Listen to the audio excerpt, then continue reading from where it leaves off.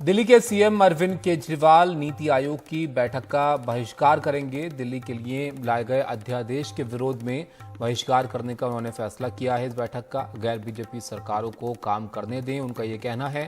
केजरीवाल ने पीएम मोदी को चिट्ठी लिखकर इसकी जानकारी दी है।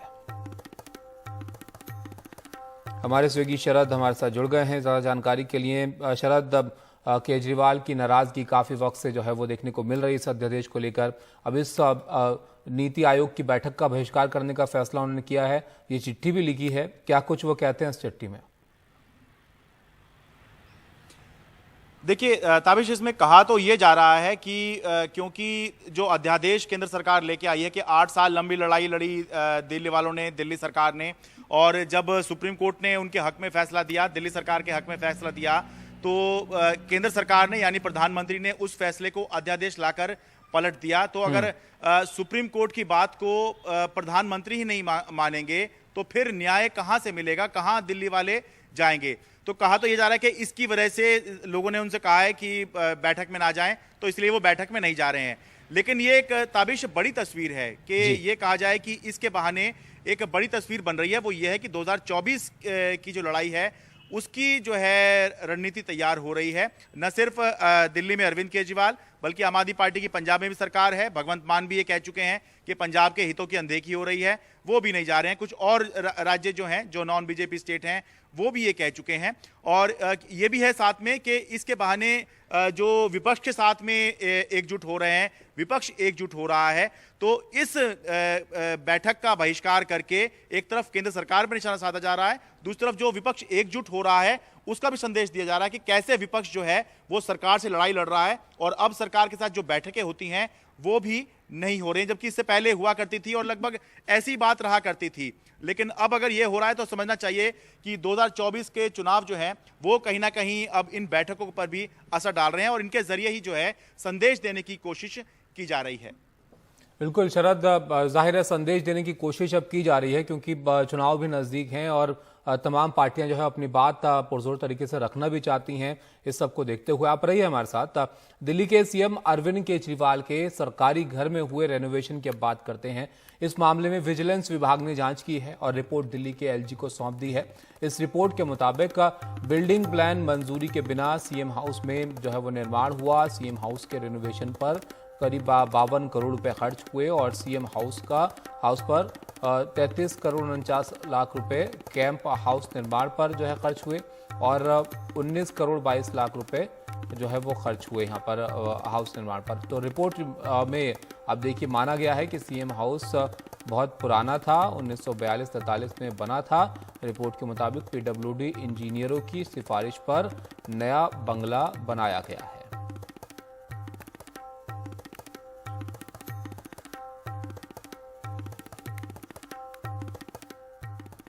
सीएम हाउस के रेनोवेशन पर बनी विजिलेंस की रिपोर्ट पर आम आदमी पार्टी ने निशाना साधा है। आम आदमी पार्टी ने बयान जारी कर कहा कि सीएम की छवि खराब करने की नाकाम कोशिश हुई। अब बीजेपी सीएम आवास को निशाना बना रही है। इस रिपोर्ट में ऐसा कुछ नहीं जिसे अपराध कहा जा सके। सीएम केजरीवाल की लोकप्रियता देश में बढ़ रही है, इसलिए सीएम केजरीवाल के पीछे सभी एजेंसियों को लगा दिया गया है। हमारे सहयोगी शरद हमारे साथ बने हुए हैं। शरद, इस रिपोर्ट को जरा समझाइए आप, और अब इसके बाद ये मामला जो है वो कहाँ ठहरता है, क्योंकि एक बड़ा मुद्दे के तौर पर जो है इसको देखा गया था। देखिए ये रिपोर्ट ऐसी है जिसके आधार पर बीजेपी अपने राजनीतिक लड़ाई लड़ सकती है, आम आदमी पार्टी अपनी लड़ाई लड़ सकती है।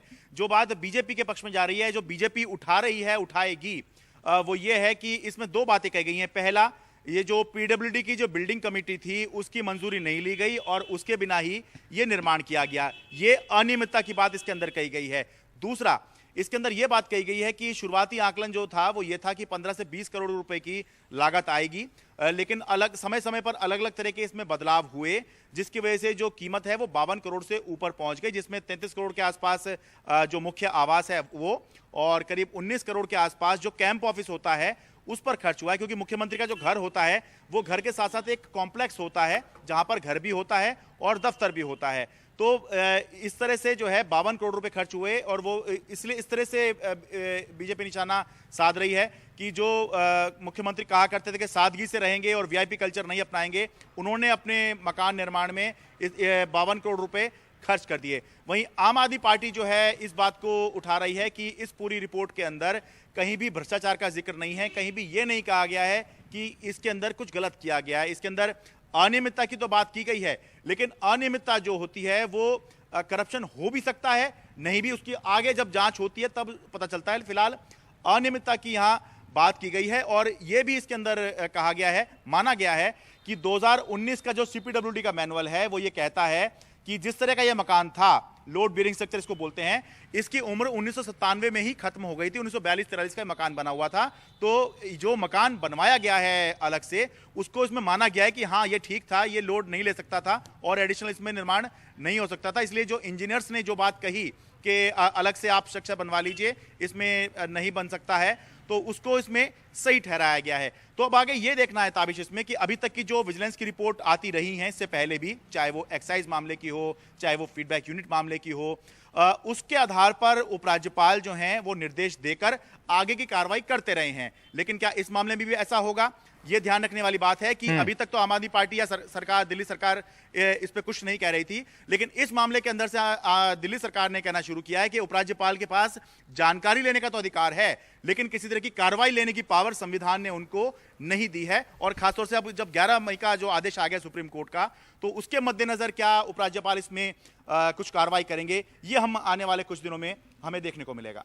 अच्छा शरद, अब इसको हम यहाँ पर ऐसे समझें कि क्योंकि ये भी है रिपोर्ट में कि मकान जो है वो काफ़ी पुराना था, 42-47 में ये बना था, तो गैर ज़रूरी था क्या ये खर्चा करना? इसका जवाब तो शायद यहाँ पर मिल जाता है कि पुरानी बिल्डिंग थी तो बनाया गया इसको, लेकिन बिल्डिंग प्लान की मंजूरी के बिना जो है इसको बनाया गया, क्या ये सही है, बनाया जा सकता है या फिर लेनी चाहिए थी? यहाँ पर ये बड़ा सवाल हो जाएगा। ताबिश, इस पर कोई स्पष्ट रूप से कहा नहीं जा सकता, क्योंकि इसमें यह माना गया है कि आमतौर पे जो दिल्ली में बिल्डिंग प्लान का अप्रूवल होता है वो एमसीडी से लेना होता है, लेकिन क्योंकि यहाँ पर लैंड ओनिंग एजेंसी जो थी वो पीडब्ल्यूडी थी, सरकार का ही विभाग है, तो और पीडब्ल्यूडी ही कंस्ट्रक्शन कर रही थी।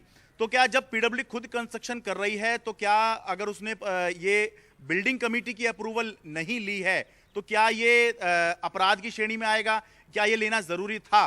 तो ये असल में जो अभी रिपोर्ट आई है, जिस अधिकारी ने ये बनाई है, उसने अपने व्यू के हिसाब से इसको रखा है। आगे इसको और इसका आकलन होता है और उसके आधार पर देखा जाता है कि क्या ये जो ये प्राइमा फेसाई रिपोर्ट आई है, ये अभी तथ्यात्मक रिपोर्ट क्या माना जाए इसको, कि जो अभी दिया गया है, क्या ये वाकई इतना बड़ा फॉल्ट हो सकता है? क्या ये वाकई मंजूरी लेनी जरूरी थी जैसा कि इस रिपोर्ट में कहा गया है? तो इसका जब परीक्षण होगा, आगे इसका आकलन होगा, तब पता चलेगा। लेकिन अभी के हिसाब से इतना जरूर कह सकते हैं कि रिपोर्ट में अनियमितता की बात की गई है, भ्रष्टाचार की बात इसके अंदर नहीं कही गई है।